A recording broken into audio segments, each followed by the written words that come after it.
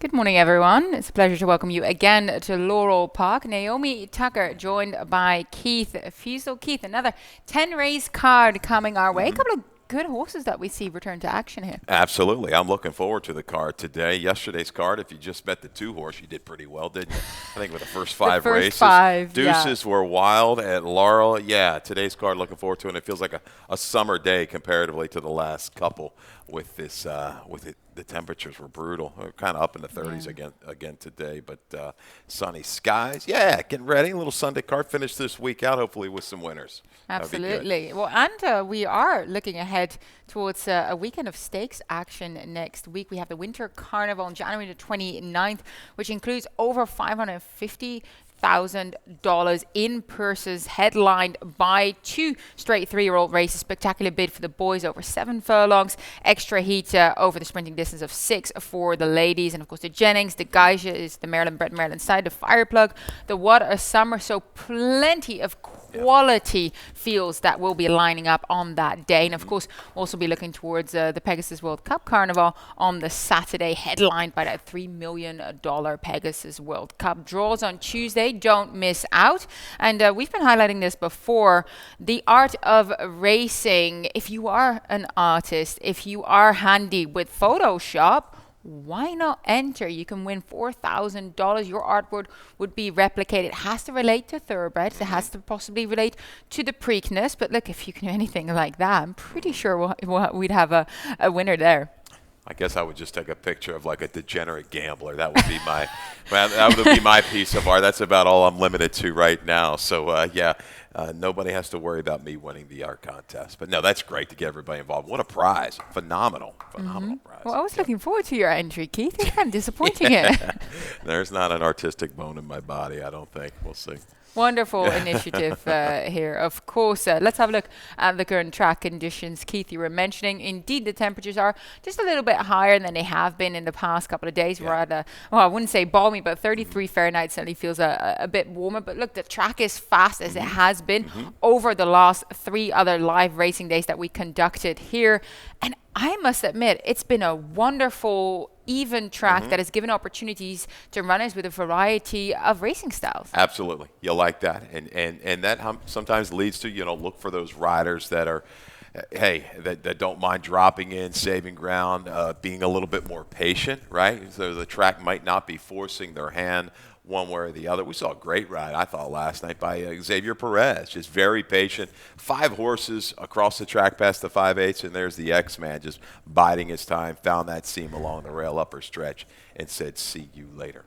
Yeah, no, terrific track that allows riders to, look at the pace setup, look at ways to split horses, and horses that are normally maybe ridden a bit more off the pace. You don't have to worry that they can't make up the ground because it's been, they've been able to do so. So it's been quite a lot of fun. As you highlighted, the number 2 won the first 5 races. Wonder what we'll see today. Let's have a look at race number 1. The early pick 5 commences here. We go 5.5 furlongs, that sprinting distance. And Keith, you landed on the number 3, all worked up. Actually, the more I looked at it, I have her in my exacta, but I remember speaking with Richard Silliman before that race when she made her debut, and he was kind of saying that, she might need another couple of works. And I remember looking at her thinking she looked good, but perhaps, just a touch on the softer side. Yeah. She's had a fair bit of time off. Now returns here. I like that gate work coming into this. I think we're going to see a different horse here. Yeah, experience, albeit it was back in July, but took plenty of play in that race. Petition Prayer came back to win an allowance, I believe, on the turf at Colonia. Some other horses have come out of there to farewell. White Knuckle Flyer. Yeah, I just think everything works here. Family, there's win early there. Speed, 5.5, freshened up. You talked on it. You have Toledo. I think this is the one to get right to the front, try to dictate things. I think she's going to be very much forwardly placed because she put in a good bit of effort early and just kind of came up maybe fitness-wise a little short last time out, but she was able to run with them. So I think she's going to be prominently placed here as well. Now, I went with Magic in Me, Mary Surrey Jr., Grant Whitaker. Look, in her last couple, she's improved heaps and bounds. Yes. Yeah, moved up. Last time out, 7/8. A little softer pace. Things might be a little bit quicker up front today, but I like the improvement. Yeah, maiden 12.5 now into a maiden special weight. But again, experience is going to help because you're looking at some of these firsters. I didn't get a whole lot from them. Looking at the breeding, nothing really kind of got me excited. So experience could pay out for our top 2 selections, no doubt. If you're looking at a first or 5, taking early money now, Linda Rice figure would take some money. By Empire Maker out of a really nice mare, topped at a 104 in a grade 3, Regina. But slowish works. We haven't seen Linda Rice run too many horses down here of late. I think she's 4 for 16, 25% over the last 5 years. So I don't know. I see longer. I feel like she's just trying to find an easy spot for her to make her debut with. Maybe she just wasn't able to run or work with some of the horses she has up in New York. I think let's find a spot here in Maryland that maybe she can do better, making me think that she's possibly not the fastest, like you said. So I use her underneath. We'll see how they will fare. And of course, the number 6, Cupid's Charismatic Cutie. We had a whole discussion on this on social media to figure out how to pronounce the name. Okay. Courtesy of a lovely Twitter user that managed to figure it out, because I didn't know.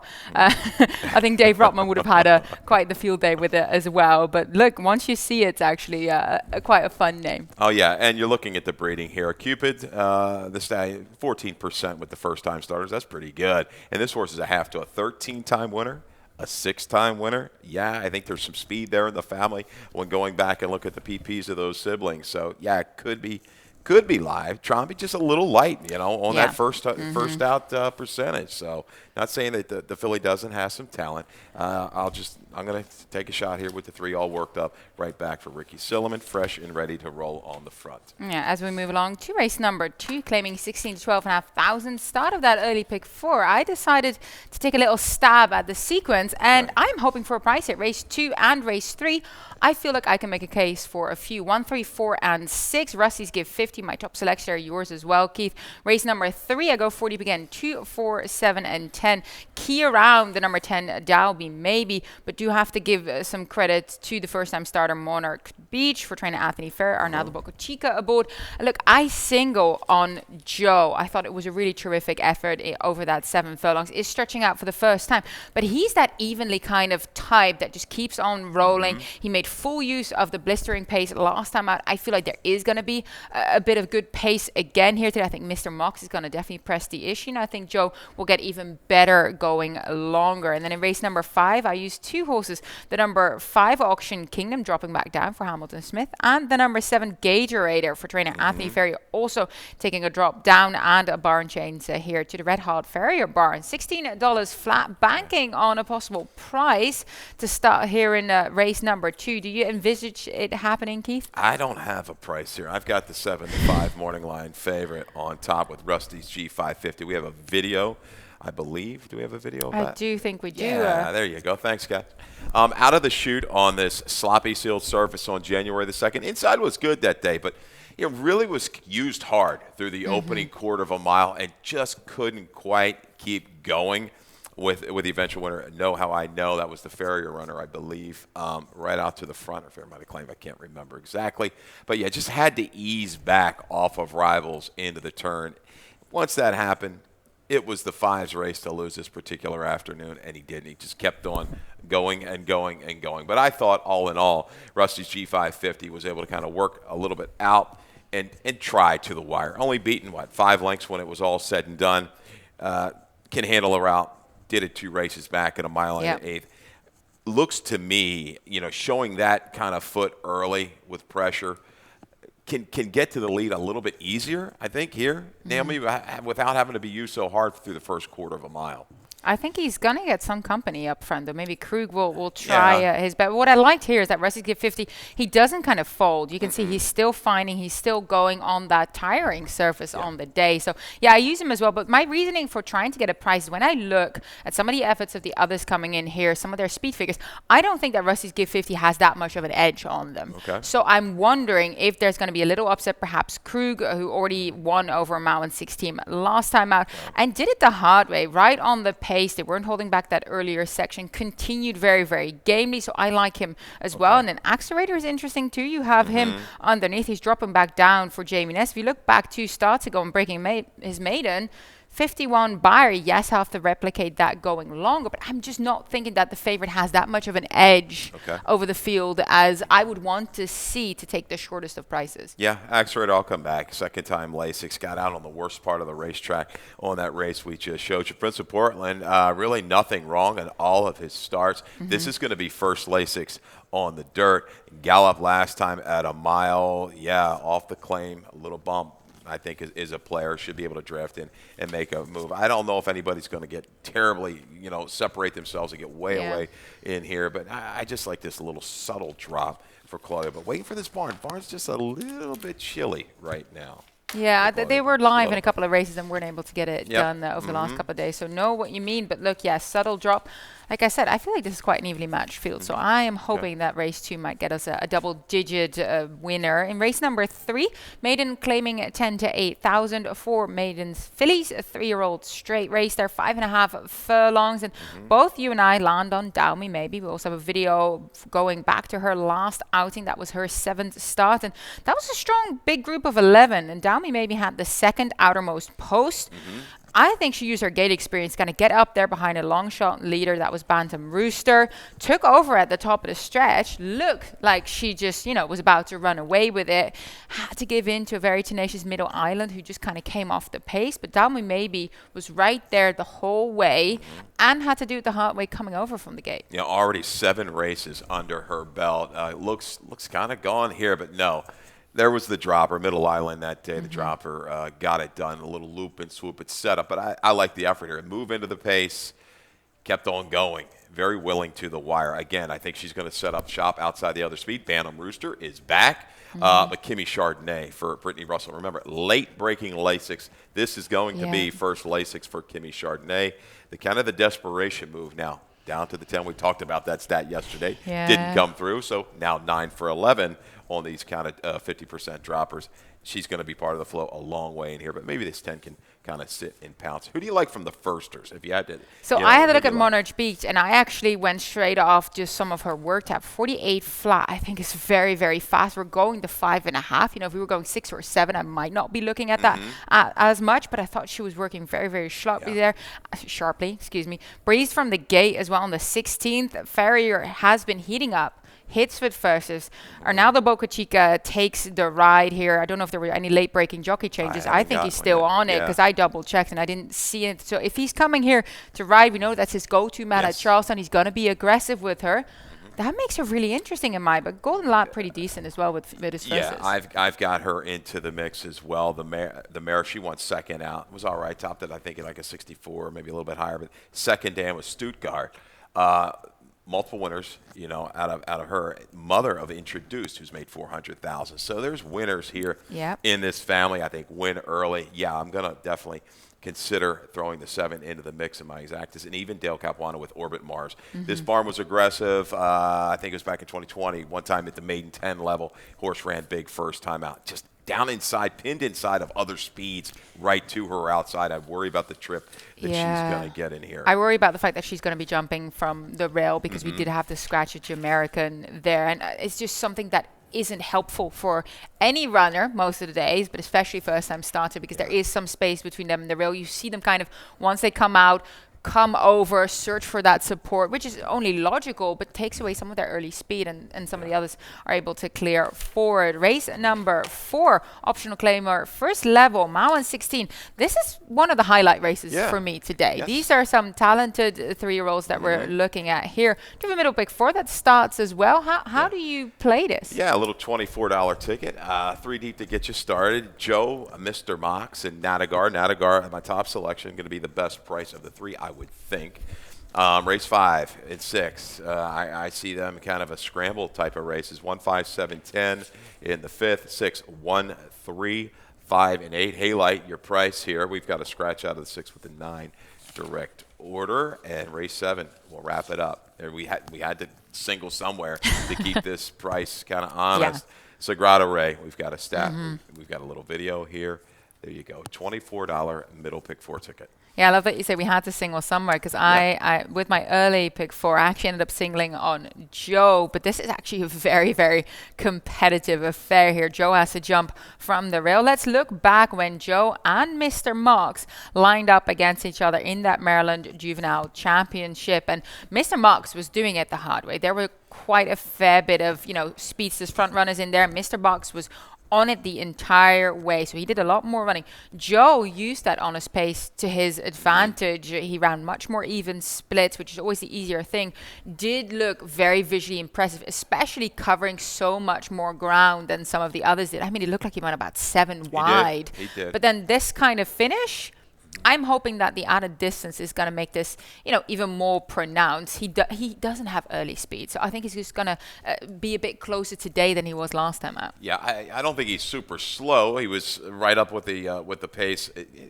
Pretty good fractions, 2 back when he broke the maiden. But last time out, he did benefit from the duel. He was on the best part of the racetrack that day. Mr. Mox had the worst of it down inside. Both of them, I worry. I see one work a half and 48 for Joe. I don't see a work for Mr. Mox since that December 18th race. I'll take a shot with Nadagar. I liked him last time. I think he's an improving type for Damon. Second, Lasix got that mile in the 16th under his belt. And Conclusive had everything his own way that day. So Nadagar got in a little trouble early, discombobulated, but really ran hard to the wire. I think he can maybe prompt the pace, make a move into it. He's going to have to fend off Joe because I do think he's the horse to beat. He's going to bring that charge down to the wire. But Nadagar, I like the recency, slight edge for him because of that. No, I also like that mile in 16. I remember seeing him in the barn. Damon's son Nick showed him to me before he ever started, and I saw him starting them for 6. Yeah. I think he's quite a big individual. He already was as a 2-year-old, very, very good-looking son of Fast Anna, and I thought that he was going to be even better around 2 turns. So I love this kind of distance for him. Like you said, already had it under his belt. Now going second time, I think he's going to kind of draft back and then make a move. I'd love to see him get up there. I do believe that Joe is possibly the better horse in the field. I remember speaking with Victor Carrasco that Victor came up to, I think it was Delaware this horse was working. If you look back, Victor was driving up to Delaware to work this horse every week because they were so high on him. So I'm hoping that Joe can continue to capitulate on that, and I think he's going to be helped by the added distance as well. Race number 5 made it claiming $10,000 to $8,000, 7 furlongs the distance here. Keith, you landed on my exacta user, Gatorator. Okay. Dropping back down from the levels that he's been running at before. Was trained by Safi Joseph, so he was running at Gulfstream Park. Has been here, working here for trainer Anthony Ferrier, or at least has one work on the tab here. Colder weather, that's for sure. I know that's an angle that Tim always likes to use as well, coming over from, a hotter climate to some cooler air. Has worked in it before. It can give him a bit of an edge. Yeah, I think this horse is going to run really good, or that's the kind of way I look at him. Okay. He's a reported late breaking first time gelding as well, first time Lasix. Looked at the family. There's a slew of winners on the dirt. They could go that middle distance. They did well. So the rider, Boca Chica, he brings his money rider here to ride this afternoon. So Gatorator's going to have to show a little bit more lick, I think, to stay a little bit closer than what he showed down at Gulfstream on the synthetic. To speed, I think, is the one. I've got this horse lined at 12. I might be off. They've bet this horse. PPs aren't great, but always has taken play. It kind of reminds me of that maiden that Salzman had. Was it yesterday that won? The day before, anyhow, took a lot of play. 2 races back when I like. So no money down with the Lasix on. Right to the front, I believe, from the inside, could carry this field a long way, getting in light with Enriquez Jr.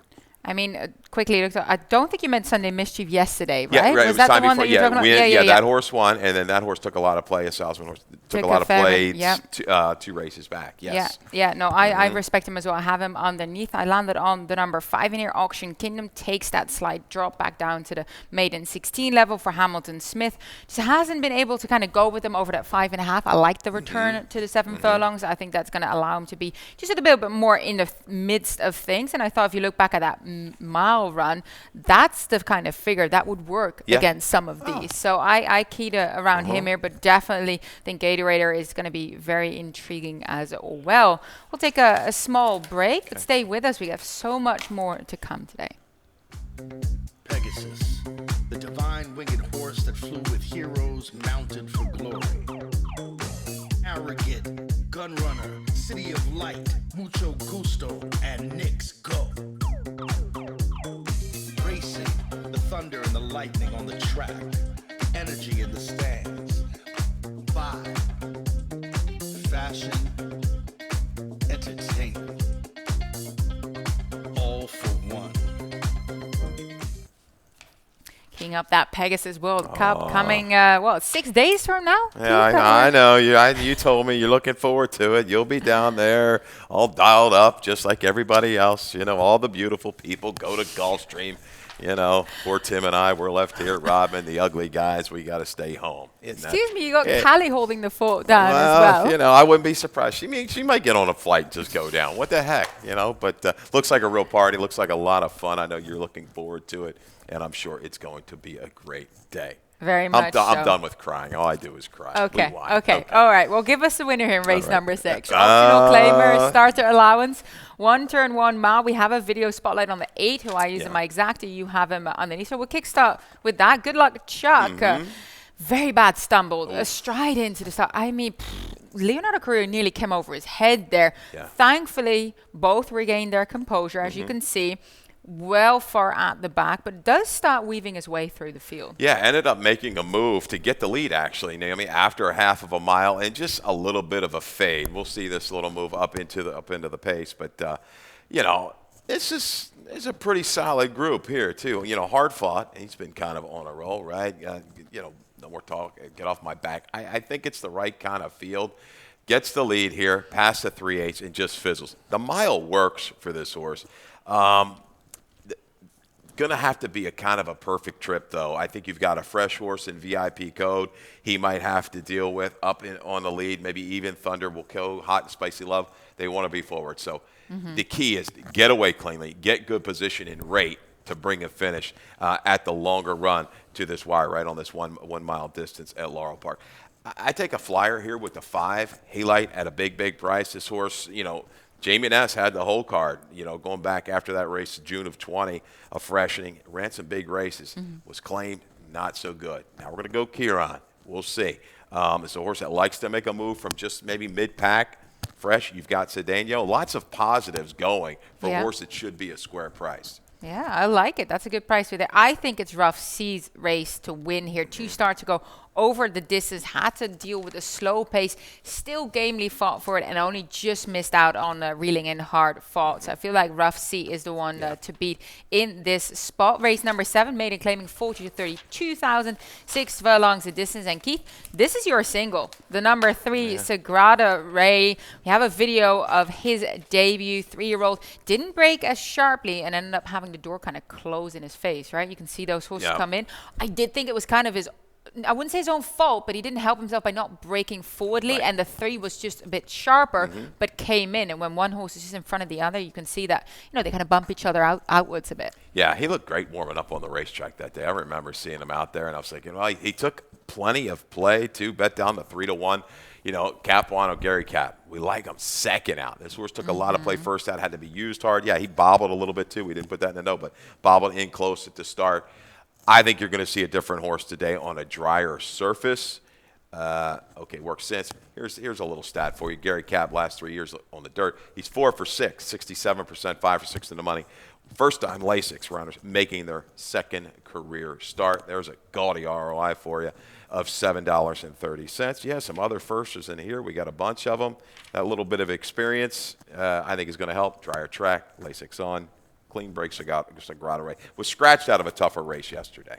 Yeah, no, indeed. Was a scratch. I think it was one of the key plays for Tim yesterday, and he wasn't lining up. Yeah, I use Must Be Love. I know Dale Capuano prepares them, and especially when he debuts them at maiden claiming level, does so very, very well.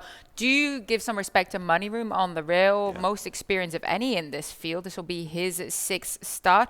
Closing type of horse. Really stepped it up again in that last outing when cutting back. I think, you know, the 7 to 6 might just be a bit better for him than that longer stretch they had to do. Absolutely. You got a couple, you know, you got firsters that might just be a little bit keen, and things get set up nicely. You know, Money Room at least is going to bring a finish. He goes first time Lasix. Well, that was a good close against the horse 110, who I've kind of keyed up a little bit. Yep. Yeah. Race number 8, claiming 10 to 8,000 for Phillies 3-year-old 1-turn mile here.